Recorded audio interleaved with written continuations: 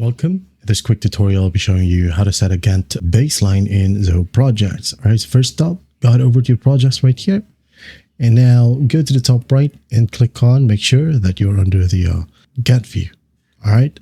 And once that's done, you can go ahead and pop out the Gantt view right here and just go to the right panel. Okay. And then here we have the baseline option.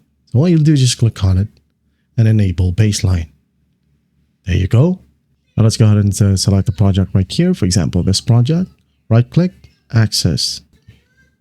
Now go to task maybe, and make sure that you're under Gantt. Now once that's done, go to baseline right here, set baseline, and enter the baseline name. Okay.